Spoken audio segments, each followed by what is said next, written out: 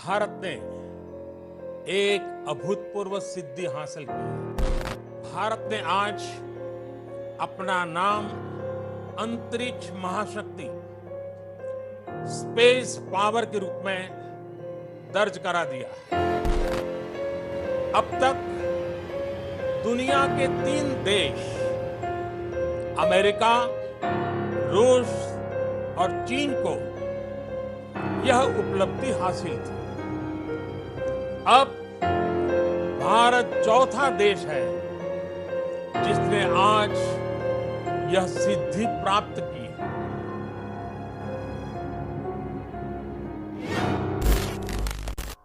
तीन दिन पहले इंडिया के प्राइम मिनिस्टर नरेंद्र मोदी ने कहा कि वो रात 11:45 पर एक बहुत ही इंपॉर्टेंट नेशनल अनाउंसमेंट को एड्रेस करेंगे। ये खबर सुनकर हिंदुस्तान समेत दुनिया के कई कोनों में खलबली सी मच गई कि अब क्या बवंडर उठा दिया इंडिया के प्राइम मिनिस्टर ने।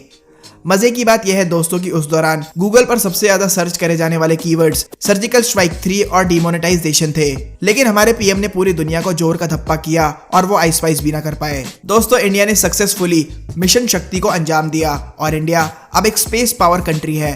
पर भला ये मिशन शक्ति और स्पेस पावर होता क्या है? टेंशन नॉट गाइस, अब मैं आपको उसी के बारे में डिटेल में बताऊंगा, तो इस वीडियो को एंड तक जरूर देखें और इस चैनल को सब्सक्राइब करके वीडियो को दबादब शेयर करें।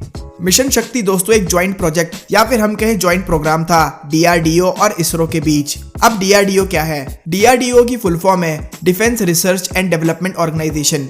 यह ऑर्गेनाइजेशन दोस्तों इंडिया के डिफेंस सेक्टर के लिए वेपन्स बनाती है, मतलब कि आर्मी, नेवी और एयरफोर्स, इन सब के लिए जो वेपन्स होते हैं जो कि इंडिया में बनाए जाते हैं वो यही कंपनी बनाती है, डीआरडीओ।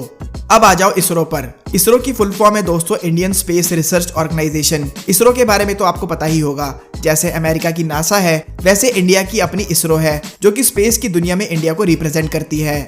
हुआ क्या दोस्तों कि इसरो की स्पेस टेक्नोलॉजी और डीआरडीओ की वेपन टेक्नोलॉजी को मिलाकर एक ऐसा एंटी सैटेलाइट वेपन बनाया गया जो कि लो अर्थ ऑर्बिट में अगर किसी दुश्मन देश की सैटेलाइट हम पर नजर रख रही हो या फिर बिना इंडिया की परमिशन के किसी दूसरे देश की सैटेलाइट वहां पर फंक्शन कर रही हो, तो ये एंटी सैटेलाइट वेपन ऊपर ही उसे डिस्ट्रॉय यानी चकनाचूर कर देगा मिनट से पहले।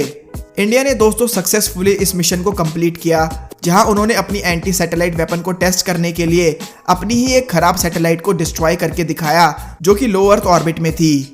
इस मिशन की कामयाबी के साथ इंडिया दुनिया का चौथा ऐसा देश बन चुका है जिसके पास ये टेक्नोलॉजी है। अमेरिका, रशिया और चाइना के साथ अब इंडिया का नाम भी जुड़ चुका है। अब मैं आपको कुछ दोस्तों इंपॉर्टेंट पॉइंट्स बताना चाहूंगा।